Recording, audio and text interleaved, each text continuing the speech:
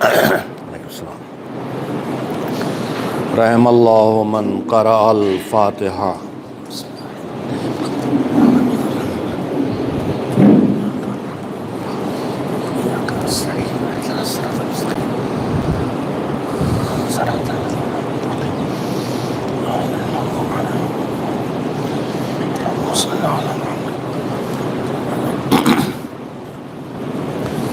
اعوذ باللہ من الشیطان اللعین الرجیم. بسم اللہ الرحمن الرحیم. الحمد للہ رب العالمین والعاقبۃ للمتقین والجنة للمؤمنین والنار للملحدین والصلاة والسلام علی سید الانبیاء والمرسلین سیدنا ونبینا وشفیعنا ابی القاسم محمد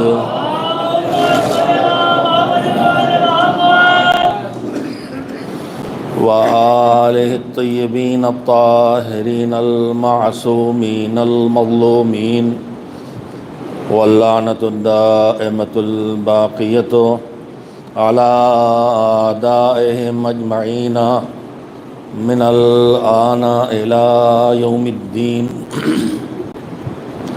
اما بعد فقد روی عن سید الشہداء الحسین بن علی فی دعاء له معروف بالدعاء یوم العرفہ خطابا لإلہہ ماذا وجد من فقدک وما الذی فقد من وجدک. صلوات بھیجیں محمد و آل محمد علیہ وسلم.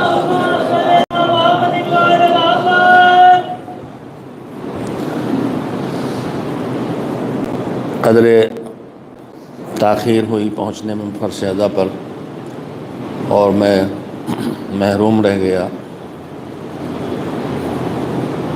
ذکر محمد و آل محمد علیہ السلام کے اس حصے سے جو خود ذکر کا وہ طریقہ ہے جسے معصومین علیہ السلام نے پسند فرمایا ہے. یوں تو ہماری زندگی کو ان کی یاد سے جوڑا گیا ہے.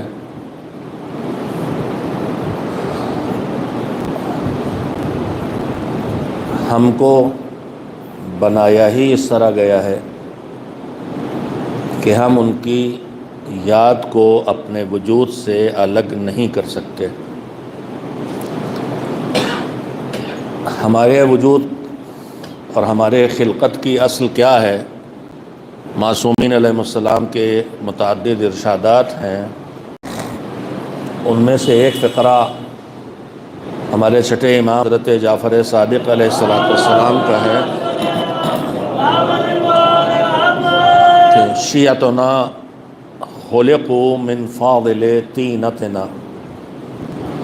ہمارے شیعہ ہماری طینت کے بچے ہوئے حصے سے بنے ہیں. میں نے لفظ طینت کا ترجمہ مٹی سے نہیں کیا ہے. کبھی کبھی لوگ اس ترجمے میں بے توجہی کر دیتے ہیں اور کہہ دیتے ہیں کہ ہماری بچی ہوئی مٹی سے بنے ہیں. لفظ طینت اردو میں بھی ہے اور تقریباً انہی معنی میں ہے جو اس لفظ کی اصل ہے. فطرت اور طینت میں ایک چھوٹا سے فاصلہ ہے. فطرت ہمارے وجود کے اندر پائی جانے والی صفتوں کا نام ہے، چاہے اچھی ہوں چاہے بری، اور طینت خود ہمارے وجود کی اصل کا نام ہے.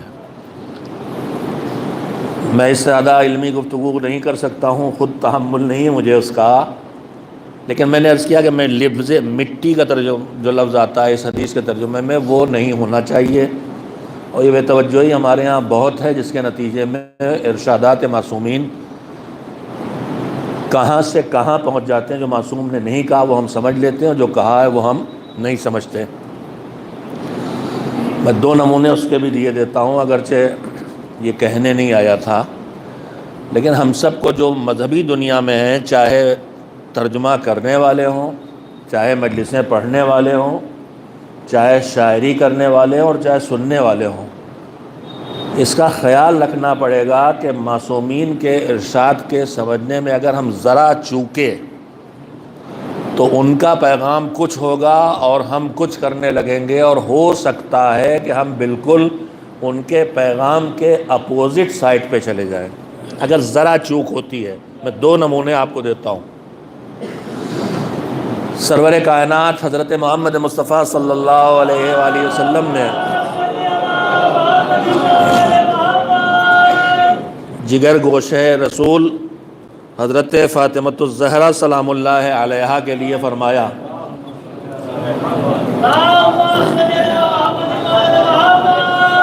ابھی جو میرے زبان سے جملہ نکلا ہے جگر گوشہ رسول، یہ بھی حدیث رسول کو نہ سمجھنے کے نتیجے میں وجود میں آئے لفظ۔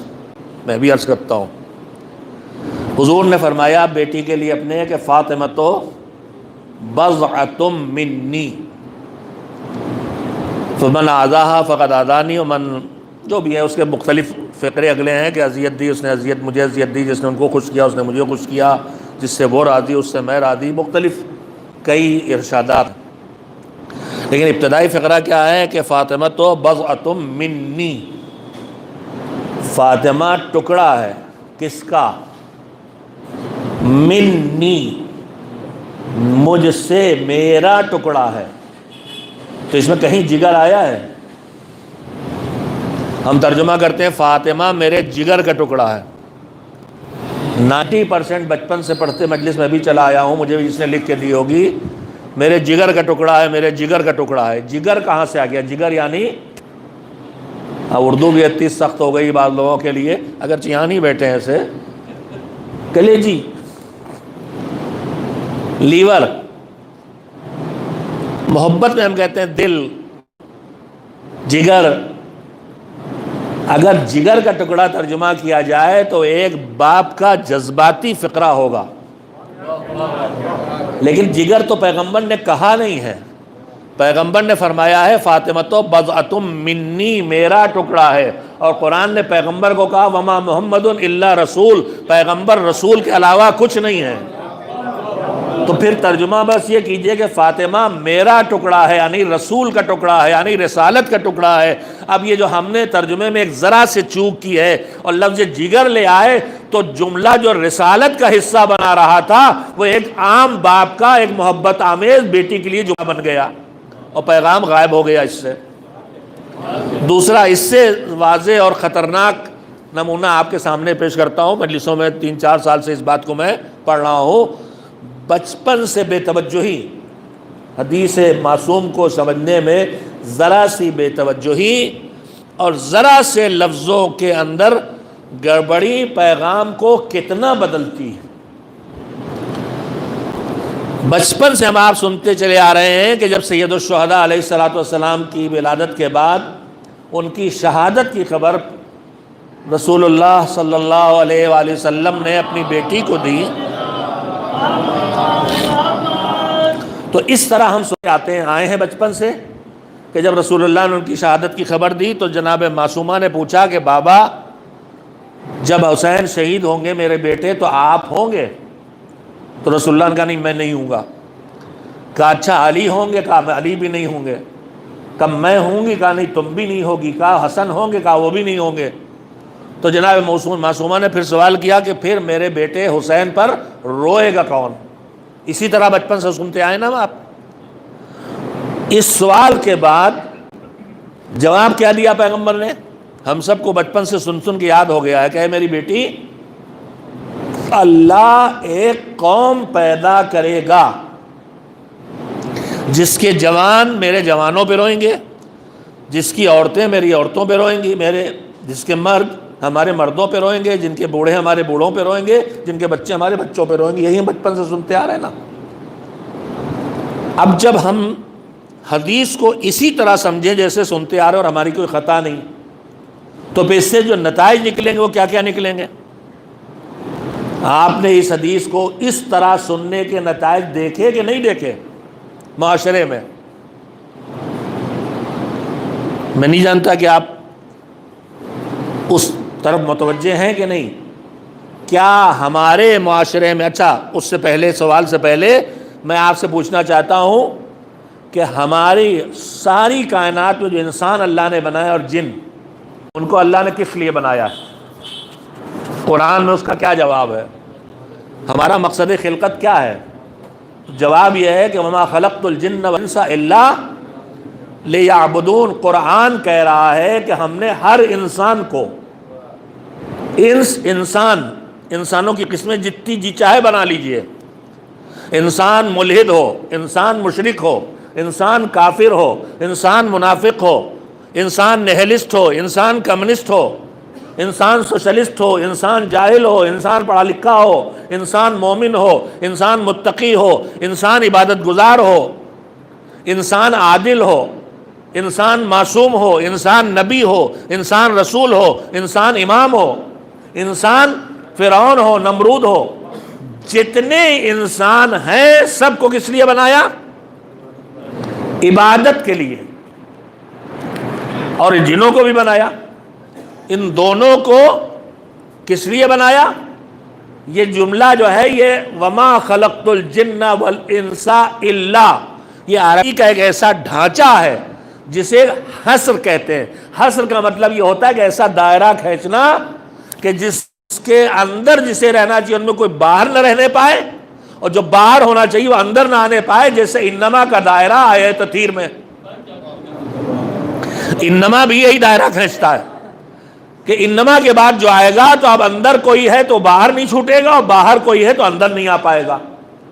جہاں جہاں لفظ انما آئے یہی دائرہ کھینچتا ہے کہ اب انما یرید اللہ لیذھب عنکم الرجس اہل البیت، یہ جو اب آیت آئے گی تو اب کوئی صاحب طہارت اس سے باہر نہیں جائے گا، اور جو باہر ہے وہ طہارت والا ہو کے اندر نہیں آ سکے گا۔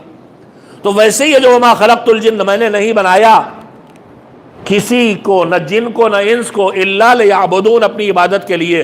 تو اس کا مطلب خلقت انسان کا ہدف ہے عبادت پروردگار، چاہے وہ انسان کوئی ہو۔ مگر کیا ہمارے درمیان ایک نظریہ نہیں پیدا ہو گیا؟ زہرا کی دعا ہیں ہم لوگ، اس مصرے سے اس نظریے کو پھیلایا جاتا ہے۔ زہرا کی دعا ہیں ہم لوگ کا مطلب کیا ہوتا ہے؟ کہا ہم تو ہیں، ہمارے درمیان ایک نظریہ ہے پورا، اور ہماری انجمنوں کے جوان اس نظریے کا کہ قائل ہو گئے، اور ان کی کوتاہی بھی نہیں ہے۔ کوتاہی ہماری جو ہم ممبروں پہ آ کے سناتے رہے ہیں۔ وہ یہ کہتے ہیں کہ جناب زہرا نے جب یہ پوچھا کہ روئے گا کون، آپ ہم کوئی نہیں ہوں گے، تو رسول اللہ نے فرمایا کہ اللہ ایک قوم پیدا کرے گا۔ یہی سنتے ہیں نا بچپن سے۔ تو اب ہمارا جوان جو ماتمی ہے وہ کہہ رہا ہے کہ ہم وہی قوم ہیں۔ تو ہم کس لیے پیدا ہوئے؟ بس عزائے حسین کے لیے۔ تو جب ہم صرف بزائے حسین کے لیے پیدا ہوئے ہیں تو پھر نماز، روزہ، حج و زکوٰۃ، امر بالمعروف، نہی عن المنکر، حرام حلال، یہ ہمارا ہے ہی نہیں مقصد خلقت۔ ہمارا مقصد خلقت تو عزائے حسین ہے، وہ بیچارے غلطی پہ نہیں ہیں۔ مگر غلطی کہاں ہوئی ہے؟ غلطی اس روایت کو بیان کرنے میں، ترجمہ کرنے میں، سمجھنے میں ہوئی ہے۔ اور اب آپ اسے، میں عربی میں وہ کلمات دہراتا ہوں، اگرچہ میرا حافظہ بہت کمزور ہو گیا ہے، مگر کوشش کرتا ہوں دوہرا لوں۔ ایک صلوات بھیجیے تاکہ پھر دوہرا سکوں۔ بہار الانوار کی جلد 22 جو 120 جلدی چھتری ہے آج کل نئی والی، اس میں 22 یا 23 جلد کی میرے پاس حوالہ نوٹ ہے، اور گوگل پہ جا کے ڈالیے گا لفظ، آپ کو پوری روایت خود ڈھونڈے مل جائے گی۔ عربی کا لفظ میں ابھی بتا دوں گا، وہ عربی کا لفظ گوگل پہ ڈالیے گا، آپ کو پوری روایت پڑھنے کو خود مل جائے گی۔ آج کل کوئی مسئلہ ہی نہیں رہ گیا کہ مولوی صاحب سے پوچھتے پھریں، اور گوگل پہ بھی ایک سن لیں، ہر چیز اس میں معتبر نہیں ہے۔ لیکن میں نے تنظیم المکاتب کی ڈائری میں واقعاً صرف اسی ہدف سے اگر آپ ڈائری خریدیں تو آپ کے پیسے کئی بار وصول. میں نے تنزیل المکاتب کی ڈائری میں خود اپنی نالج کے دائرے میں رہ کے اور اپنے تمام چوطرفہ جو جوان نسل علماء ہیں ان سب سے ڈھونڈ کے 2 لسٹیں چھاپی ہیں.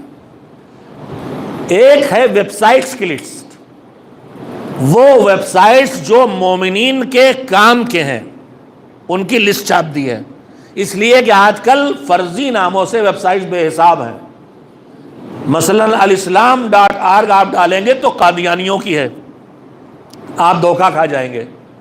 ایسی تشیع کے نام کی بہت سے ویب سائٹس ہیں جو بنی اسرائیل کی بنائی ہوئی ہیں، آپ دھوکہ کھا جائیں گے.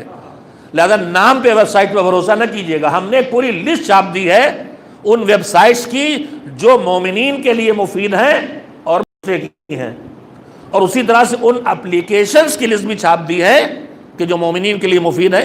صرف ایک اپلیکیشن آپ ڈاؤن کر لیں، آپ کے پاس کتابوں کا اردو میں انگریزی میں اتنا بڑا ذخیرہ آ جائے گا، آپ کی زندگی گزر جائے گی، آپ پڑھ نہیں پائیں گے. میری اتنی زندگی گزر گئی آج تک میں پوری بہار الانوار ہی نہیں پڑھ پایا. ضرورت پڑھنے پہ ادھر پڑھ لیتا ہوں ادھر پڑھ لیتا ہوں، یہی نہیں ہو پایا کہ میں پوری بہار الانوار میں نے پڑھ لی ہو. اور پھر ایسی ہزاروں کتابیں ہیں، اردو اور انگریزی کا ذخیرہ بھی کچھ آپ کے لیے کم نہیں ہے. تو خدا کے لیے، اور ہم نے یہ لسٹ اپنی ویب سائٹ پہ تنزیل المکاتب ویب سائٹ پہ بھی ڈال دی ہے، تنزیل المکاتب.org. جائیں ان جگہوں سے دیکھیں. تو میں وہ روایت کے فقرے سنانا چاہتا ہوں. پہلا حصہ کیا تھا؟ خبر شہادت پر رسول اللہ کے جناب زہرا کا سوال جواب ہے. روایت میں سوال جواب کی شکل میں نہیں ہے، روایت میں شکل میں ہے کہ رسول اللہ نے خود بتایا کہ جب اس کی شہادت ہوگی تو ہم میں سے کوئی نہیں ہوگا. یہ سوال جواب کی شکل میں نہیں. خیر چلیے کوئی فرق نہیں پڑتا، اس سے مفہوم نہیں بدلتا. لیکن اس کے بعد جب جناب زہرا پریشان ہوئی کہ پھر حسین کا گریہ کیا ہوگا اس کا. اچھا یہ پریشانی کون سی پریشانی کی بات تھی؟ اگر آپ ذرا توجہ سے سن رہے ہوں تو میں ایک بہت ہی دقیق بات کہنا چاہتا ہوں. ماں باپ اولاد کے مرنے پر جانتے ہیں کہ نہ اس کے نانا زندہ ہوں گے، نہ دادا، نہ بابا، نہ اماں، نہ بڑے بھائی. عام طور پہ یہی ہوتا ہے. تو پھر جناب زہرا کیوں پوچھ رہی ہیں کہ ہم میں کوئی زندہ ہوگا کہ نہیں؟ یہ پوچھنے کی بات ہی نہیں ہے.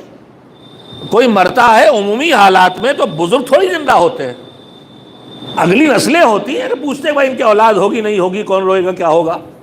مگر جناب زہرا ایک تو سوال ہے نہیں، خود اس صورت میں جناب زہرا کو بتایا کہ کوئی زندہ نہیں ہوگا. جناب زہرا نے پھر روئے گا کون، یہ روئے گا کون کا سوال یہ بتا رہا ہے. عزاداری کرے گا کون، یہ سوال بتا رہا ہے کہ زہرا کی جتنی زندگی گزری ہے اس میں زہرا نے اللہ کی بارگاہ سے سیکھا ہے کہ حسین کی شہادت کے بعد عزاداری ہوگی. انہیں پہلے سے خبر ہے، تبھی وہ سوال کر رہی ہیں کہ پھر گریہ کون کرے گا، ورنہ کوئی پوچھنے کی بات نہیں ہے. خیر چلیے، یہ جو ہے باؤنسر اوپر سے چلی گئی، ایک صلوات بھیج دیجئے محمد علیہ بات پہ غور کر لیجئے گا. نہ ایک ایسا سوال کامن سینس سے جڑا ہے وہ کیوں کیا جاتا ہے؟ کامن سینس کی بات ہے، جو ہوگا وہ روئے گا، بزرگ تھوڑی ہوتے ہیں. پھر پوچھا کیوں؟ اس کے پیچھے یہی کہ انہیں پتا ہے کہ آدم سے لے کر آج تک اللہ نے جو اہتمام کیا حسین پر گریے کا، اس اہتمام کا آگے کیا ہوگا، یہ فکر ہے جناب زہرا. خیر تو رسول اللہ سے پوچھا کہ پھر روئے گا کون؟ تو رسول اللہ نے فرمایا کہ یا فاطمہ، توجہ دیں، یا فاطمہ ان نساء امتی یبکینا علی نساء اہل بیتی وَرِجَالَهُمْ يَبْكُونَ عَلَى رِجَالِ أَهْلِ بَيْتِنَا جَيْلًا بَعْدَ جَيْلٍ وَيُجَدِّدُونَ الْعَزَاءَ فِي كُلِّ سَنَةٍ. جب رسول اللہ کا حسین شہید ہوں گے اور تب شہید ہوں گے جب ہم میں کوئی نہیں ہوگا، تو حضرت زہرا نے پوچھا کہ پھر روئے گا کون؟ تو امام رسول اللہ نے فرمایا کہ یا فاطمہ، اب لفظ لفظ کا ترجمہ سنیں، اے فاطمہ، انا بے شک، رجالا مرد، امتی میرے امت کے، میری امت، انا نساء امتی میری امت کی عورتیں، یبکینا علی نساء اہل بیتی، روئیں گی میری امت کی عورتوں پر۔ کون روئے گا؟ میری امت کی عورتیں، میرے اہل بیت کی عورتوں پہ روئیں گی۔ وَرِجَالَهُمْ، اور ان کے مرد، یبکونا روئیں گے، عَلَى رِجَالِ اہل بیتنا، ہمارے اہل بیت کے مردوں پر۔ کہیں لفظ خلقت آیا ہے؟ کہیں پیدا کرنے کی کوئی بات آئی ہے؟ کہیں کہا اللہ نے کہ اللہ پیدا کرے گا مرد اور عورتیں جو روئیں گی؟ میری امت کے مرد روئیں گے، میری امت کی عورتیں روئیں گی۔ تو رسول اللہ کی امت کون ہے؟ وہی تو ہے جو توحید سے قیامت تک مانگے، جو نماز سے امر بالمعروف تک پہ عمل کرے۔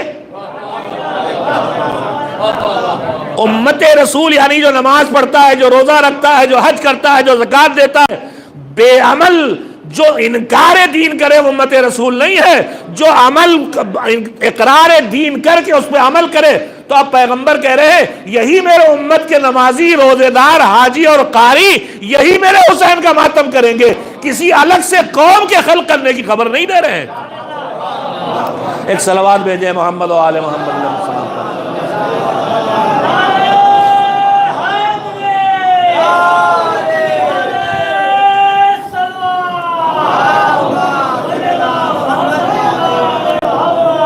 ایک چھوٹی سی بے توجہی نے کتنا بڑا نقصان کیا۔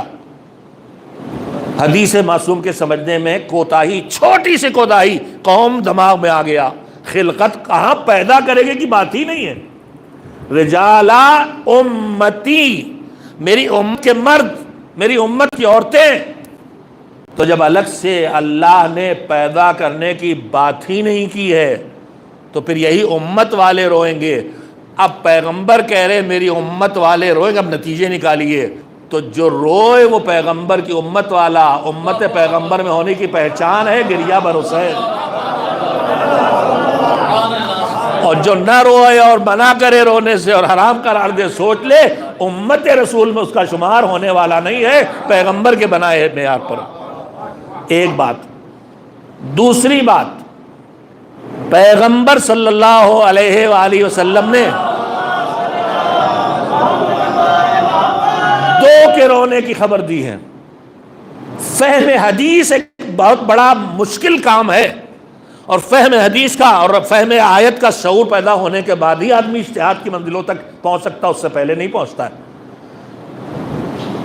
دو گریہ کرنے والے دونوں امتی ہیں، امت کے مرد اور امت کی عورتیں۔ ابھی جو میں بولا تو امت کے مرد میں نے پہلے کہا، امت کی عورتیں بعد میں کہا۔ اور رسول اللہ نے جو کہا تو کیا کہا؟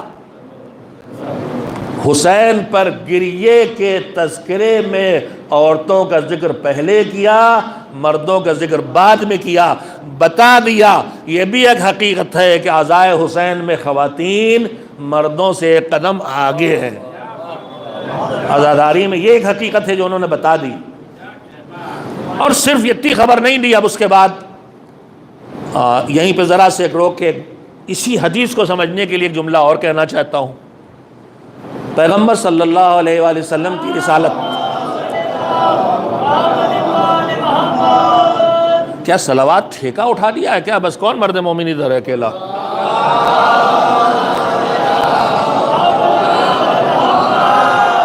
انشاءاللہ آپ کے صلوات بھیجنے سے کرونا دفن ہوگا، کرونا آئے گا نہیں۔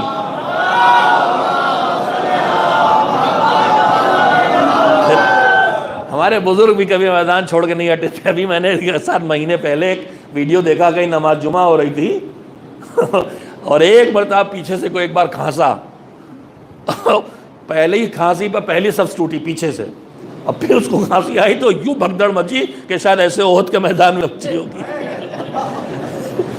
تو اس میں کھانسنے واسطے پابندی نہیں ہے، بس اپنی اپنی عبادت کرتے رہیے انشاءاللہ، اور صلوات کی برکت سے بھی انشاءاللہ ہم اپنے آپ سے بلاؤں کو دور کر سکتے ہیں۔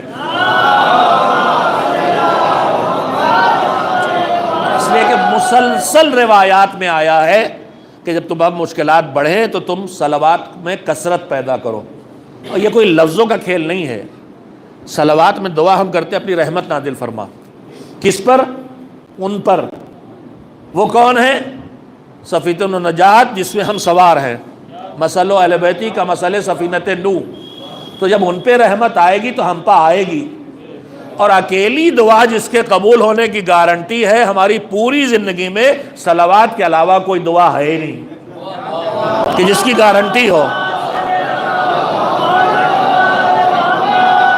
تو یہ خالی لفظوں کا دہرانا نہیں، اس کے پیچھے لاجک ہے کہ یہ دعا اللہ قبول کرتا، رد نہیں کرتا ہے. اور جب رد نہیں کرے گا تو محمد و آل محمد پہ رحمت نازل ہوگی، اور تم اسی کشتی پہ سوار ہو تو ایک آدھ چھینٹا تم کو بھی ملے گا، جیسے تم ان کی تینت ہو تو ایک آدھ ذرہ تم کو بھی ملا، جہاں سے میں نے بات شروع کی تھی. تیسرا نتیجہ، پیغمبر نے یہیں پہ نہیں روکا کہ ان کے مرد مردوں پہ روئیں گے، ان کی عورتیں عورتوں پہ روئیں گے. اس کے بعد اگلا جملہ کیا فرمایا؟ جیلن بعد جیلن. جیل کا ترجمہ ہم لوگ عربی لغت میں اصل ترجمہ ہے ایک مدت، طولانی مدت، پیریڈ. ہم لوگ اردو میں اسے کہتے ہیں نسلن بعد نسلن. جو عربی میں جیلن بعد جیلن ہے اس کا اردو میں ترجمانی اس کی ہے نسلن بعد نسلن. اس کے بعد کیا فرمایا؟ وَيُجَدِّدُونَ الْعَزَا فِي كُلِّ سَنَةٍ. اور ہر سال عزا کی تجدید کریں گے. دو تین نتیجے اور سن لیں، حدیث فہمی کا ذوق ہم میں پیدا ہو. حضور 14 صدیوں پہلے پیغمبر بن کے آئے. ہر نبی کو اللہ نے پیغمبر اور نبی اور رسول بنا کے بھیجا تو ان کے بھی بھیجا جن میں وہ لٹھیت بھی تھے جو نہ ماننے والے، نہ مانے اور مار پیٹ بھی کریں. 3 طرح کے لوگ ہوتے تھے. بڑی آسانی سے مان لینے والے 4 طرح کے، تھوڑا مشکل سے ماننے والے، تیسرے نہ ماننے والے مگر چپ کے بیٹھنے والے، چوتھے نہ ماننے والے اور مقابلہ کرنے والے. تو نہ ماننے والوں کے لیے پیغمبروں کے پاس کیا ہوتا تھا؟ کیسے منوائیں؟ تلوار سے، بندوق سے، اسلحے سے، پیسے کی لالچ سے، ڈرا دھمکا کے کیسے منوائیں خود کو پیغمبر؟ تمام نبیوں کو اللہ نے اپنے آپ کو منوانے کے لیے جو چیز دی اس کا نام ہے معجزہ. کہ یہ یقین کہ یہ اللہ کا ہے، بنا خود ساختہ نہیں ہے اور لوگوں کا بنایا نہیں ہے، نہ اس نے خود کو ڈیزائن کیا نہ لوگوں نے اسے ڈیزائن کیا ہے، یہ اللہ کا بنایا ہے. اس کا ثبوت پیغمبروں، نبیوں، رسولوں کے پاس کیا ہے؟ معجزہ. کہ اگر اللہ کے بنائے ہو تو کچھ ایسا کر کے دکھاؤ جو ہمارے بس کا نہیں ہے. ہر دور میں پیغمبروں نے معجزہ دکھایا. اگر اتنی بات آپ کو یاد ہے اور محسوس ہے تو میں آپ سے پوچھتا ہوں کہ آخری پیغمبر حضرت محمد مصطفیٰ صلی اللہ علیہ وسلم کا معجزہ جس کی بنیاد پر ہم انہیں رسول ہونے کا یقین حاصل کر لیں کیا ہے؟ جو پیغمبر کے دور میں تھے ان کو تو پیغمبر نے 50 معجزے دکھائے. کسی کو چاند کو 2 ٹکڑے کر کے دکھا دیا کہ تمہارے بس کا نہیں. کسی کے سامنے ہاتھوں پہ ذرے لے کے کلمہ پڑھ کے دکھلا دیا تمہارے بس کا نہیں. کہیں کنویں میں، سوکھے کنویں لعاب دہن ڈال کے شیریں پانی پیدا کر کے دکھا دیا تمہارے بس کا نہیں. میں نبی ہوں مانتے گئے لوگ. مگر یہ سارے معجزے تو تاریخ کی کتابوں میں لکھے، ہم نے تو نہیں دیکھے. پیغمبر آج بھی پیغمبر ہے تو ان کے پیغمبر ہونے کا کوئی ثبوت آج بھی ہونا چاہیے. ورنہ جتنے معجزات تاریخ میں لکھے ہم بیان کریں گے، لوگ کہیں گے تم نے گڑھ لیے، لکھ لیے، سب جھوٹ ہے، جیسے انکار کرتے ہیں لوگ. تو جو تاریخ میں معجزہ ہو کے گزر گیا ہے اس کے ذریعے آج ان کی پیغمبری ثابت نہیں ہو سکتی ہے. مجلسیں بہت سنتے ہیں حضور آج ہمارے پیغمبر ہیں، اس کی دلیل آپ کے پاس کیا ہے؟ بڑا زام ہے ہم کو کہ ہم عقیدے میں بڑے پکے ہیں، تو ہمارے پاس دلیل ہونا چاہیے کہ حضور اس وقت ہمارے پیغمبر ہیں. دلیل معجزہ ہے. کون سا معجزہ آج بھی ہے پیغمبر کا موجود؟ میں بولیے قرآن. ہاں تو بولیے نا تھوڑا بہت. بھیا میرا تعلق بچپن سے رہا تنظیم المکاتب سے، وہاں خالی سنایا نہیں جاتا ہے، پڑھا کے پوچھا بھی جاتا ہے کہ بیکار تو نہیں جا رہا پڑھانا. اور میرے استاد بھی تھے مولانا ہاشم صاحب مرحوم، نادمیہ میں انتہائی مقدس انسان، سنیے کیسے کیسے دور گزرے ہماری قوم پر. مدرسے ناظمیہ میں 12:15 بجے 12:05 12:10 جب نماز کا وقت ہوتا تھا اکیلے مولانا ہاشم صاحب مسجد میں نماز پڑھتے تھے اور پورا مدرسہ 3 بجے 4 بجے کھانا وانا کھا کے پڑھتا تھا. تو ہم سوچتے تھے کہ یہ سنیوں کی طرح کیوں اس وقت نماز پڑھتے ہیں. ہم شیعہ مدرسے کے طالب علم سوچتے تھے یہ کیوں اس وقت, یہ کون سی نماز ظہر ہے, وہ تو 3-4 بجے پڑھی جاتی ہے.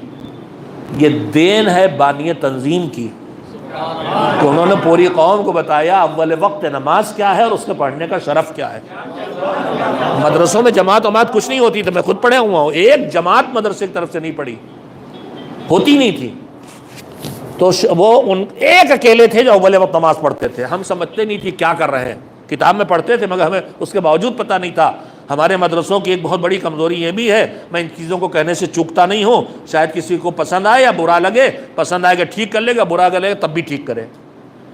پوری دنیا میں جتنی تعلیم ہوتی کہیں بھی تھیوری کے ساتھ پریکٹیکل ہوتا ہے, فزکس کیمسٹری آرٹ ہر چیز میں. ہم سب مدرسوں میں ہم کو جو پڑھایا جاتا ہے پریکٹیکل لائف سے جڑی ہوئی بہت چیزیں ہیں, سارے عبادات پریکٹیکل ہیں, وضو تیمم نماز غسل حج سب کچھ. ہم کو 8-8 10-10 سال فقہ پڑھائی جاتی ہے اور کوئی ایک جگہ نہیں آتی کہ جب ہم سے کہا جائے وضو کرو بیٹا, وضو کر کے نہیں سکھایا جاتا. یہ بھی بانی تنظیم نے مکاتب سے شروع کر دیا, عملی مسائل رکھ کے کہ مدرسوں میں پہنچو تو پریکٹیکل کر کے پہنچو. اب الحمدللہ جامعات میں بھی کم سے کم جامعہ امامیہ تنظیم المکاتب میں آپ کو انشاءاللہ ہر تھیوری جو ہم پڑھا رہے ہیں اس کا پریکٹیکل ہوتے ہوئے بھی آپ کو دکھائی دے گا. تو ہم کو اسی لیے جب بیچارہ نماز مدرسوں سے نکل کے آتا ہے ایک دم سے اسے نماز میت پڑھنے کے لیے کھڑا کر دیا جاتا ہے تو نماز آیات پڑھا دیتا ہے. اس کی غلطی نہیں ہے, یہ ہم مدرسے والوں غلطی, ہم نے پریکٹیکل نہیں کرایا. ہاشم صاحب قبلہ مرحوم جب ہمیں پڑھاتے تھے زبان موٹی تھی تو پڑھاتے ایک دم سے کہتے تھے واپس کرو واپس کرو. ان کو جب لگا کہ یہ اونگ رہا ٹھیک سے نہیں سن رہا تو پوچھتے تھے, کہتے تھے واپس کرو, یعنی جو پڑھایا بتاؤ کیا پڑھایا. تو میں اسی استاد کا شاگرد ہوں, میں کسی وقت بھی آپ سے کہتا ہوں واپس کرو. ایک صلوات بھیجیں محمد والے.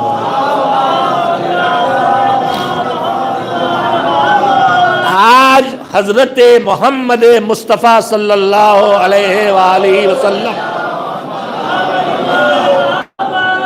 رسول وقت ہیں. دلیل کیا ہے؟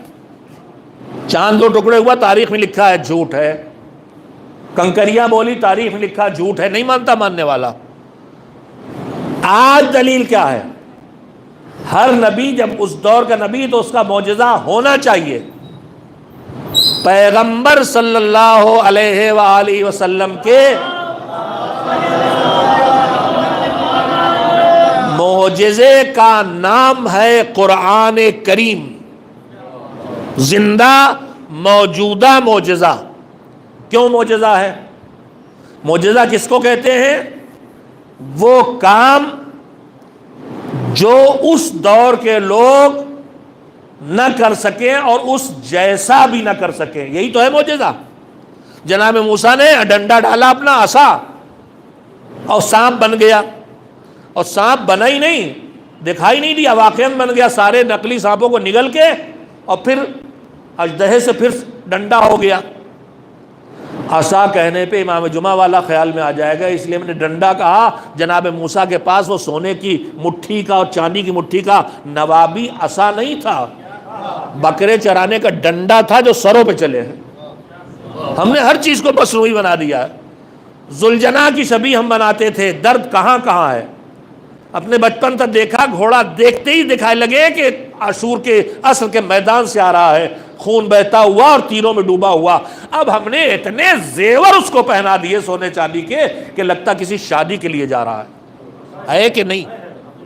ہم نے علامتیں بنائی تھی ہمارے بزرگوں نے غم بڑھانے کے لیے. ہم نے ان علامتوں کو اپنی رعونت اور پیسے کا اظہار کرنے کے لیے کہاں سے. پہلے علم دیکھ کے عباس کے کٹے ہاتھ یاد آ جاتے تھے, اب علم دیکھ کے عباس کے کٹے ہاتھوں کے علاوہ سب یاد آتا ہے.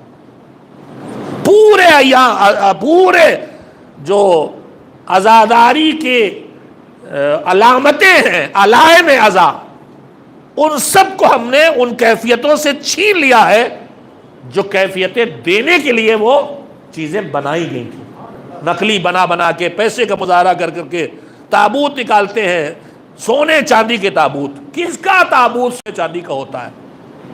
بوسیدہ سا لکڑی کا تابوت ہو تو حسن کا تابوت یاد آئے گا. ہم نے ہر چیز کو اپنی دولت کے مظاہرے میں اس کی روح سے چھین لیا ہے، تو اب ہم کیسے دیکھ کے روئیں؟ ورنہ ہمارے یہاں دیکھ کے گریا، بولنے کی ضرورت نہیں ہوتی تھی، دیکھ کے یاد آ جاتا تھا کہ لٹا ہوا قافلہ مدینے سے کی طرف آ رہا ہے. مگر سب بدل دیا ہم نے اپنی ناسمجھی میں، اپنی بے شعوری میں. ایک جملہ میں کہتا ہوں، دشمن نے ہمیں بے دین بنانے کی کوشش کی، بہت بے دین بنایا، لیکن سب کو بے دین نہیں بنا سکا، تو اس نے دوسرا بڑا حملہ کیا کہ دیندار رہ کے بھی بیکار جائے تمہارا سب. ایک جملہ کہتا ہوں، اس وقت تفصیل میں نہیں جاؤں گا، آپ کے سامنے بھی کہہ چکا ہوں. اب دشمن بے دین بنانے پہ اتنی محنت نہیں کر رہا جتنا بے شعور دیندار بنانے پہ محنت کر رہا ہے. دینداری کرو مگر بے شعور دینداری کرو. جلوس نکالو تو اتنا راستے والوں کو ستاؤ کہ نفرت کرے حسین کے نام سے، محبت نہ پیدا ہو ان کے دلوں میں. مجلس کرو تو اتنا شور کرواؤ لاؤڈ اسپیکر سے کہ تمہارے اپنے ہی کہے یہ کیا ہو رہا ہے، دعا کرے اللہ جلدی سے بند ہو، سونے کو ملے. تو جو کھینچنے کے لیے چیزیں تھی ہم نے انہیں بھگانے کا اسلحہ بنا دیا ہے، اور ہم سمجھ رہے ہیں مزاداری کر رہے ہیں.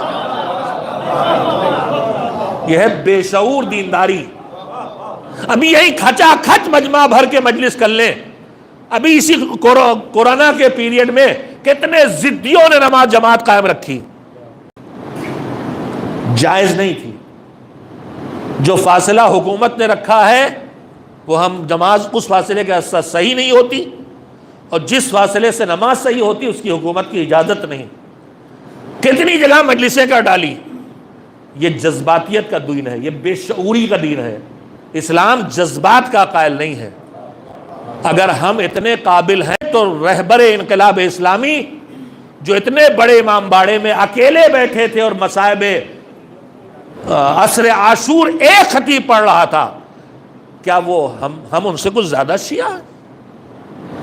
کیا آغا سیستانی سے ہم کچھ زیادہ شیعہ ہیں؟ وہ ہمیں منع کر رہے ہیں. وہ کہہ رہے ہیں کہ اگر تمہاری لاپرواہی سے تمہاری بیماری کسی کو لگی اور کی موت ہوئی تو تمہارے اوپر اس کی دیت واجب ہوگی، قتل غیر عمد کا کیس چلے گا تمہارے اوپر. تو یہ وہی جذباتی تشیع ہے، یہ وہی بے شعوری کا تشیع ہے. مجلسوں میں ہم کھچا کھچ بیٹھ جائیں، اور جو ہمارا فاصلہ ہونا چاہیے، جسے آج کل کیا لفظ دیا جا رہا ہے، کون سا؟ ڈسٹینس. ہاں میں کہہ رہا ہوں یہ لفظ بھی غلط ہے. دشمن کی مہم ہے آپ کو سوشل ڈسٹینس آپ میں پیدا کر دے. آپ میں خالی فزیکل ڈسٹینس رہنا چاہیے، سوشل ڈسٹینس نہیں ہونا چاہیے. اور دشمن ناکام ہو گیا، اس نے سوچا سوشل ڈسٹینس.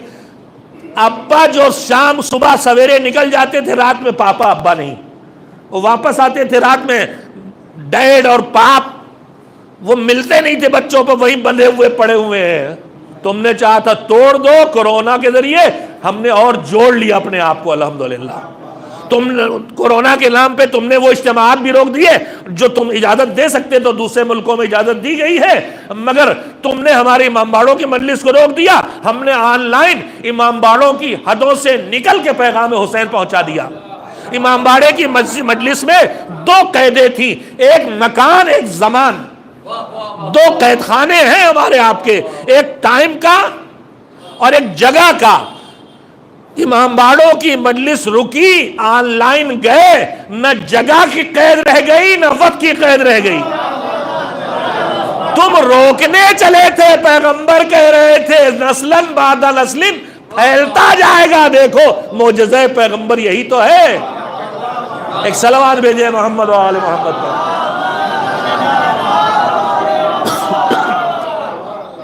آج پیغمبر، ہمارے پیغمبر، اس کی دلیل کیا ہے؟ ان کا معجزہ کیا ہے؟ قرآن. قرآن کیوں معجزہ ہے؟ اس لیے معجزہ ہے کہ معجزہ کہتے ہی اسے ہیں کہ جس کام کو وہی کر سکتا ہے جو اللہ کی طرف سے لے کے آیا ہے، اور کوئی نہیں کر سکتا. قرآن کہتا ہے میرے جیسا لے آؤ. آج 14 صدیوں میں کوئی نہیں لا پایا. اچھا پورا نہیں لا سکتے، 10 لے آؤ سورے. 10 نہیں لا سکتے تو ایک ہی سورہ لے آؤ. 14 صدیوں سے چیلنج کہہ رہا کہ قرآن معجزہ ہے، تو جب قرآن معجزہ ہے تو یہی دلیل رسالت ہے۔ تو جو چیزیں امامت اور رسالت کی تصدیق کرتی ہے ان میں ایک ہے معجزہ۔ تھوڑا وقت لیا ہے مگر بات قیمتی ہے، اگر آپ توجہ رکھیں تو عرض کر سکوں گا۔ ایک صلوات ذرا مل جل کے بھیج دیں محمد علیہ۔ ایک اور چیز جس سے پتہ چلتا ہے کہ یہ امام تھے، یہ رسول تھے، پیشین گوئیوں کی سچائی ہے۔ کیا مطلب؟ قرآن مجید میں ایک ہے سورہ کوثر۔ سورہ کوثر کیا کہتا ہے؟ سورہ کوثر دو خبریں دے رہا ہے۔ دشمنوں نے جب کہا کہ ان کا دین نہیں چلے گا اس لیے کہ کوئی اولاد نہیں ہے، میں ایک جملہ آپ کے سامنے تفصیل سے بھی کبھی کہہ چکا ہوں گا، شاید آپ سے مراد یہاں نہیں کہیں بھی۔ دیکھیے جب یہ دشمنوں نے تانا دیا کہ ان کا دین نہیں چلے گا، ان کے کوئی اولاد نہیں ہے، تو یہ مسلمان اچھے خاصے لوگ ہو چکے تھے، تبھی تو تانا دیا تھا کہ کوئی بات نہیں، تو لوگ مسلمان ہو گئے مگر چلنے والا دین نہیں ہے ان کا، کیونکہ ان کے کوئی اولاد نہیں ہے۔ تو جب اچھے خاصے لوگ مسلمان ہو گئے اور دشمن کہہ رہا ہے ان کا دین نہیں چلے گا اس لیے کہ ان کو کوئی اولاد نہیں، تو جو لوگ مسلمان ہوئے تھے ان کا پیغمبر سے رشتہ کیا تھا؟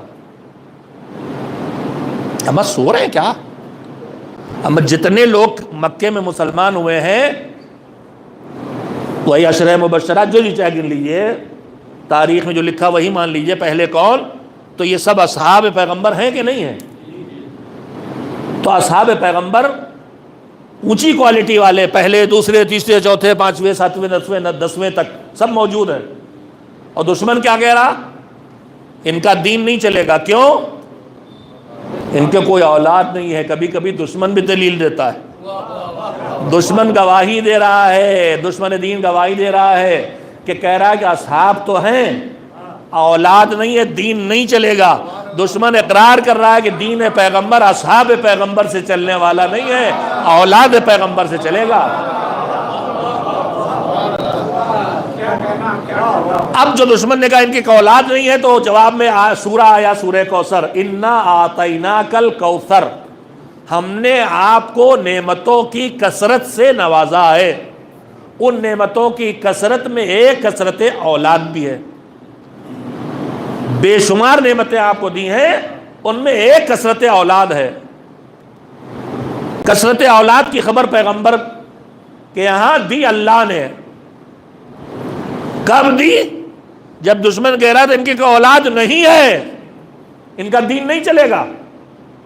اور دوسری خبر اللہ نے دی کہ ان شانئک ھو الابتر، تم نہیں، تمہارا دشمن ہے جس کی نسل مفقود ہو جائے گی۔ دو خبریں قرآن نے دی، قرآن کی صداقت کی دلیل ہیں دونوں خبریں۔ ایک طرف دشمن پیغمبر کی قبروں اور نسلوں کا مفقود ہونا، کہیں نہیں ڈھونڈے ملتا یہ معاویہ کی نسل ہے، یہ نزید کی نسل ہے، یہ ابن زیاد کی نسل ہے، کہیں نہیں ملتا۔ سچائی ثابت ہوئی کہ نہیں؟ اور دوسری طرف جب کوئی اولاد پیغمبر نہیں تھی تب کہہ رہا تھا انا اعطیناک الکوثر، پہاڑوں سے لے کے جزیروں تک اور واشنگٹن سے لے کے افریقہ کے جنگلات تک سادات کرام کا وجود دلیل ہے کہ یہ پیشن گوئی اللہ کی سچی تھی، سچی ہے۔ سادات کا پوری دنیا میں پھیلا ہوا اتنی مٹانے کی اتنی کوشش کے بعد جب ایک بچا تھا کربلا میں بس، اس کے بعد آج پوری دنیا میں نسل پھیلی ہے، تو الہی انتظام ہے کہ نہیں؟ صداقت قرآنی کی دلیل ہے کہ نہیں؟ میں نے اتنا سنایا کیوں؟ اس حدیث کو سمجھنے کے لیے واپس آئیے، واپس کرو، بلکہ واپس کرو۔ میں نے عرض کیا کہ حضور نے فرمایا کہ میری امت کے مرد روئیں گے میرے مردوں پر، عورتیں روئیں گی میرے اہل بیت کی عورتوں پر، جیلن بعدا نسلن بعدا نسلن۔ 10 ہجری کے پہلے پیغمبر کہہ رہے تھے نسلوں میں عزاداری ہوگی۔ 1350 سال سے نسلوں کی عزاداری صداقت پیغمبری کی دلیل ہے۔ پیغمبر کہہ رہے تھے یجددون العزاء فی کل سنہ، عزاداری تو کرے گی مستقل، مگر ہر سال عزا کی تجدید کرے گی۔ ہر محرم میں ہمارے گھروں میں امام باڑے سجنا، فرش بچھنا، علم سجانا پیغمبر کی پیشنگوئی کی تصدیق کر رہا ہے۔ تو یہ حدیث صداقت پیغمبری کی تصدیق بھی کر رہی ہے، عزائے حسینی دلیل ثبوت رسالت بھی ہے۔ ایک صلوات بھیجیں محمد و آل محمد۔ بس اس سے زیادہ وقت نہیں لے سکتا، میں نے جو دعا کا فقرہ پڑھا تھا جس پر گفتگو اصل مقصود تھی وہ پھر باقی رہ گیا۔ میں نے عرض کیا تھا کہ امام نے فرمایا، سید الشہداء کا جملہ تھا جس کا ترجمہ سنتے ہیں ہم سب جانتے ہیں، دعائے عرفہ کا جملہ ہے کہ ماذا وجد من فقد، جس نے تجھے پایا، جس نے تجھے کھو دیا، جسے خدا نہیں ملا اسے ملا، عزت، شہرت، دولت، اقتدار، شکل صورت، صحت، جو کچھ دنیا میں ملتا سب مل گیا، سب ہے اس کے پاس، مگر اللہ اس کے پاس نہیں۔ تو حسین کہہ رہے ہیں اسے ملا کیا ہے؟ وَمَا الَّذِي فَقَدَ مَنْ وَجَدَكَ، جس کے پاس خدا ہے، دولت نہیں ہے، صحت نہیں ہے، طاقت نہیں ہے، کنبہ نہیں ہے، حسین کہہ رہے اس نے کھویا کیا ہے؟ اسے وہ خدا مل گیا ہے، جو مل گیا تو سب مل گیا، اور جس سے خدا چھن گیا ہے تو اس کو ملا کیا ہے؟ جو خدا چھن گیا تو سب چھن گیا۔ دولت خدا سے ہے، عزت خدا سے ہے، اقتدار خدا سے ہے، اولاد خدا سے ہے، وہ نہیں ملا تو یہ سب کچھ ٹکنے والا نہیں ہے۔ حدیث یہ تھی، موضوع میرا یہی تھا اس وقت آپ کی خدمت درج کرنے کا، کہ ہم جو کچھ بھی کرتے ہیں کچھ پانے کے لیے، تو کیا پانے کے لیے ہم دین کی راہ پہ چلیں۔ میں اصل میں یہ عرض کرنا چاہتا جو اس وقت نہیں کر سکا، اس لیے کہ میں نے بات یہاں سے شروع کی کہ ہم آپ جو جمع ہوئے ہیں ایام اعزاں میں غم حسین منانے کے لیے، یہ ہماری فطرت ہے، اس لیے کہ ہم تینوں معصومین سے، بچی ہوئی مٹی سے بنے ہیں۔ میں نے بچپن میں، آپ نے ہم سب نے اپنی ماؤں کو آٹا گوندتے دیکھا ہے، تو جب آٹا گوندتے تھے روٹی پکانے کے لیے تو آخر میں کچھ تسلے میں کچھ ہاتھوں میں بچ جاتا تھا، یوں چھوڑا اڑا کے چھوٹی سی گولی بنتی تھی، چھوٹی سی روٹی پکتی تھی، اس کا شوق ہوتا تھا ہم سب کو۔ تو اس چھوٹی سی روٹی میں وہ بڑی روٹی والی مزہ نہیں ہوتا تھا، اس میں کچھ ادھر کا سوکھا چپکا آٹا، کچھ ادھر کی خالی شکر، کچھ ادھر کا خالی گھی، اور جو اصل مزہ اس میں جو ہوتا تھا وہ سوکھی روٹی میں نہیں ہوتا، لیکن کچھ تو ہوتا تھا نا۔ بس ان کی تینت سے بچا، اس سے ہم بنے ہیں، تو ان کی تینت کا کوئی ذرہ ہمارے اندر آئے گا تو کہیں علم چمکے گا، کہیں تقویٰ دکھائی دے گا، کہیں عدالت دکھائی دے گی، کہیں کرم دکھائی دے گا۔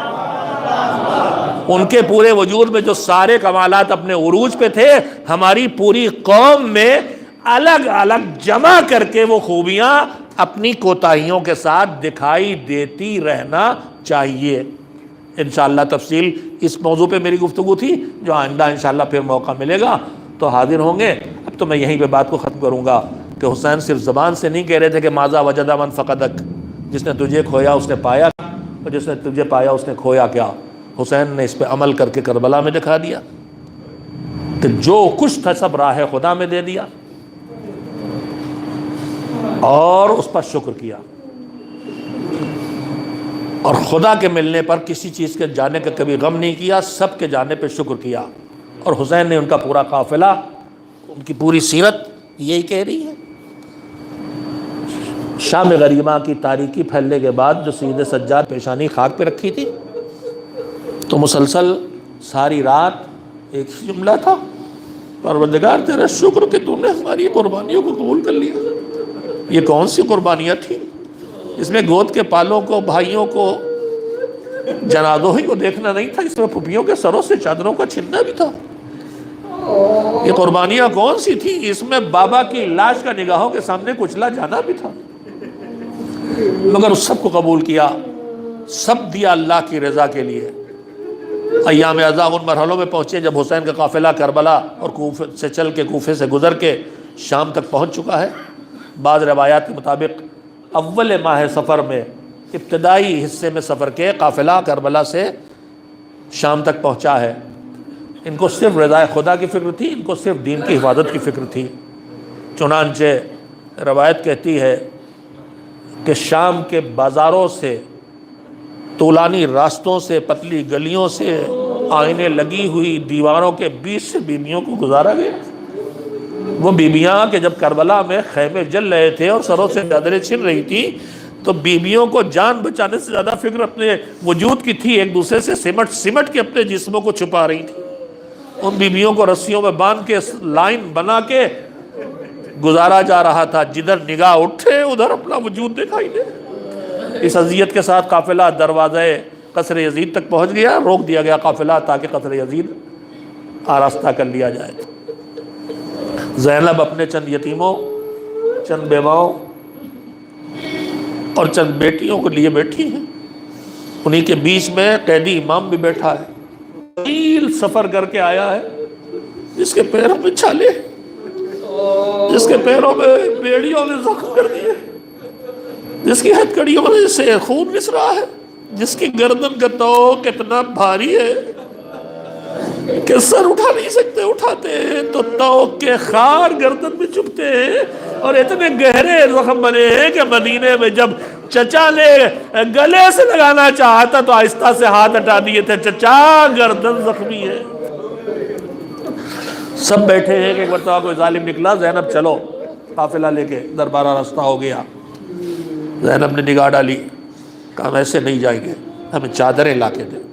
ہم نے کہا سر دربار میں نہیں جائیں گے، ہم نے دربار ابن زیاد سے ذلت گوارہ کر لی، بازاروں میں مگر ہم دربار یزید میں ننگے سر نہ جائیں گے۔ ظالم آگے بڑھا، چلو ورنہ یہ تادیانہ لے جائے گا، تادیانہ مارنے کے لیے آگے بڑھا۔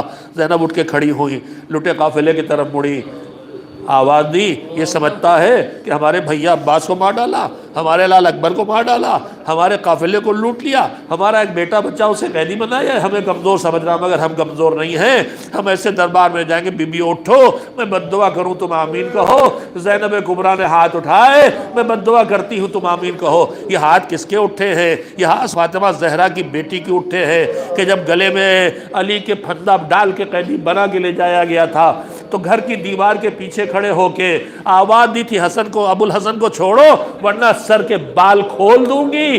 ننگے سر ہوئی نہیں تھی، نہ محرموں کے مجمع کے درمیان نہیں تھی، نہ بال کھولے تھے، نہ ہاتھ اٹھائے تھے، دیواریں مسجد النبی کی اٹھ گئی تھی۔ ارے یہ علی کی بیٹی فاطمہ کی لخت جگر ننگے سر تو پہلے سے ہے، ہاتھ اٹھا چکی ہے، بد دعا کرے بھی ابھی کوہرام برپا ہوگا۔ کہ رباب آؤ، ام کلثوم آؤ، سکینہ آؤ، میں بد دعا کروں تو آمین کہو، ننگے سر نہ جائیں گے، تباہ ہو جائیں۔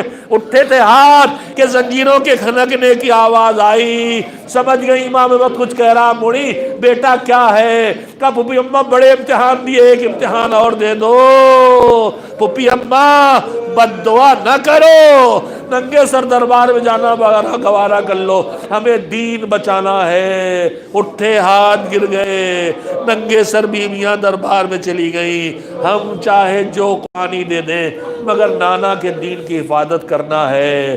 اے عزادارو اٹھو اور کربلا کے اس پیغام کو آگے بڑھاؤ، بے دینی کو گھروں سے نکال دو، دینداری کو گھروں میں لے آؤ، تاکہ زینب کی دعا مل جائے، تاکہ سید سجاد تم سے راضی ہو جائیں۔ وَسَيَعْلَمُ الَّذِينَ ظَلَمُوا أَيَّ مُنقَلَبٍ يَنقَلِبُونَ أَلَا لَعْنَةُ اللَّهِ عَلَى الْقَوْمِ الظَّالِمِينَ۔ الہی بحق الزہرا و ابیہا و بالہا و بنیہا، پروردگار اس تذکرے کا واسطہ، اس تذکرے میں جن صاحبان رحمت و برکت کا ذکر آیا ہے ان کا واسطہ، تیری رحمت کا، تیری فضل کا واسطہ معبود، یہ جو بلا انسانی اعمال کے نتیجے میں دنیا پر آئی ہے، اس بلا سے جلد از جلد انسانیت کو نجات دے۔ معبود ہماری جن غلطیوں کی بنیاد پر یہ بلائیں اور یہ مصیبتیں آتی ہیں، ہم ان غلطیوں کی طرف متوجہ کر دے تاکہ ہم ان سے بچ کے آئندہ بلاؤں سے انسانیت کو بچا سکیں۔ پروردگار ہم میں جو بیمار ہیں انہیں شفا دے، خاص کر کے جو اس کورونا کے مرض کا شکار ہے یا جو پہلے سے بیمار تھے اور اب اس کورونا کے باعث انہیں ہاسپٹلس میں صحیح ٹریٹمنٹ نہیں مل رہا ہے، معبود ان کی جان کی حفاظت فرما اور انہیں جلد از جلد تندرستی عنایت فرما۔ جو اس دنیا سے اس بیماری کا شکار ہو کے رخصت گئے، معبود ان کی مغفرت فرما، انہیں شہدائے اسلام کے ساتھ مغفور فرما اور محشور فرما۔ پروردگار ہم سب زمین پر تیرے بندے ہیں اور نافرمانیاں ہوتی معبود، ہماری نافرمانیوں سے چشم پوشی فرما اور ہمیں اپنی نافرمانیوں کی طرف متوجہ فرما، اور ہمیں حوصلہ دے کہ اپنی غلطیوں کو چھوڑ سکیں، اپنی عادتوں کو بدل سکیں۔ پروردگار، ہماری نیکیاں کم اور ایک بھی ایسی نہیں جو تیری بارگاہ میں پیش کرنے لائق ہو، مگر تو کریم ہے، ہمارے ان چھوٹے چھوٹے کاموں کو قبول فرما لے۔ معبود، جو تنگ دست ہے انہیں روزی عنایت فرما، جو مقروض ہیں ان کے قرض کے وسائل عطا فرما، جو بے روزگار ہو گئے انہیں روزگار عنایت فرما۔ معبود، محمد و آل محمد کے تذکروں کے طفیل میں ہمیں توفیق دے کہ ہم آئندہ خدمت انسانیت کے ان فرائض کو بھی انجام دیں جو اب تک انجام نہیں دے سکے ہیں۔ محمد و آل محمد کا واسطہ مزارات مقدسہ کی حفاظت فرما، دین کی حفاظت کے لیے اپنی جانوں کی بازی لگانے والوں کی حفاظت فرما، جو شہداء دنیا سے چلے گئے ان کے خانوادوں کی سرپرستی فرما، ہمارے علماء جو دین کے سرپرست اور محافظ ہیں، بالخصوص آیت اللہ العظمیٰ سیستانی اور آیت اللہ العظمیٰ رہبر انقلاب آغائے خامنئی حفظہم اللہ، ان کو صحت کے ساتھ طول عمر عنایت فرما۔ معبود، جو بغیر نام و نمود کے خدمت دین کر رہے ہیں ان کو توفیق میں اضافہ فرما، جن میں نام و نمود کا جذبہ پیدا ہو جاتا انہیں اس سے محفوظ فرما۔ زمانے کے امام کے حالات ظہور فراہم کرنے میں جو ہمارا حصہ ہے اس کو ادا کرنے کی توفیق دے، اور حکم ظہور کا حکم ہمارے امام کو جلد از جلد عطا فرما، تاکہ ہم ان کی مملکت الہیہ میں زندگی بسر کر سکیں اور ان کی نصرت کا حق ادا کر سکیں۔ وآخر دعوانا ان الحمد للہ رب العالمین۔ ماتم حسین، یا حسین، حسین، حسین،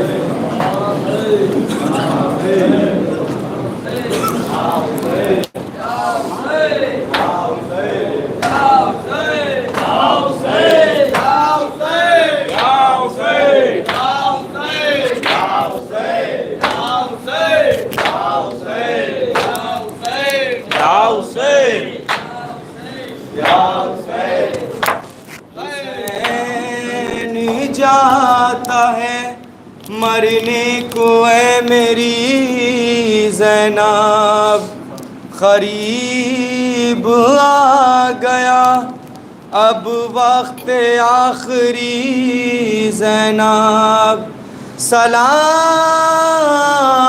تم پہ اے بابا کی لاڈلی زینب۔ زینب نے کہا کون ہے پردیس میں میرا، کیوں جاتے ہو تم چھوڑ کے بھیا مجھے تنہا۔ زینب کو ہر ایک موڑ پہ تڑ پائے گی دنیا،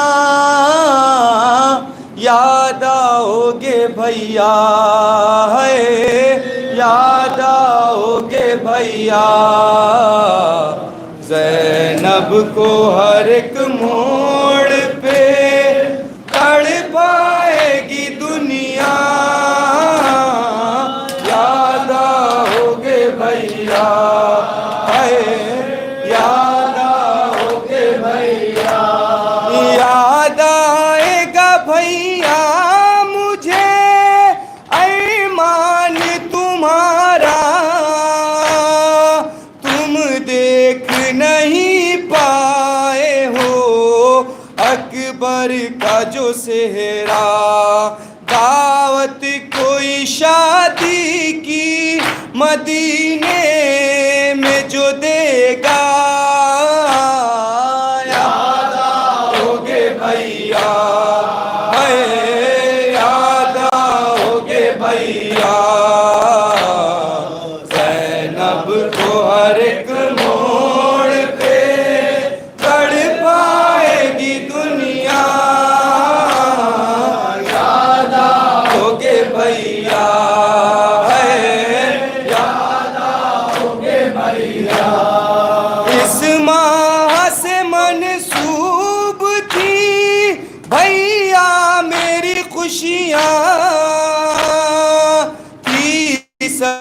سے بڑی عید میری تیسری شعبان کے جب چاند کو دیکھے گی یہ بہنا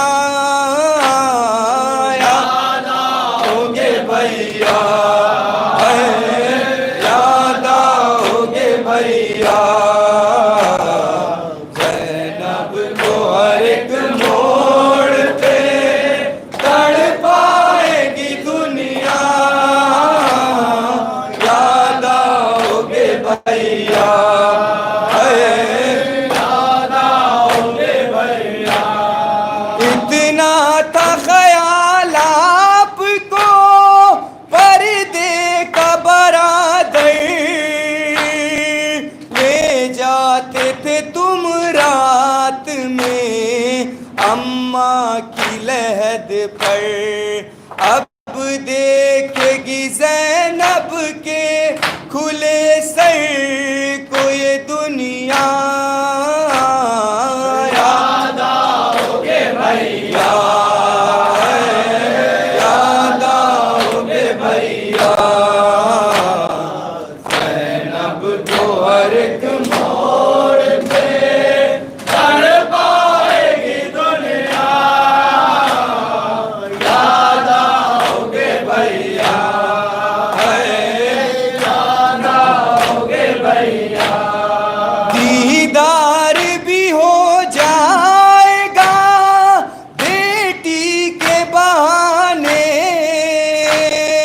کیا شام کے زندان میں آؤ گے سلانے سوئے گی نہیں جب میری لوری سے سکینہ یاد آؤگے بھیا یاد آؤگے بھیا زینب کو ہر ایک موڑ پہ تڑپائے گی دنیا یاد آؤگے بھیا یاد آؤگے بھیا ہوتا تھا تکلم جدا یوں بھائی بہن سے جس طرح کوئی روح نکلتی ہو بدن سے شیرن کو چلے کہتی رہی ثانیہ زہر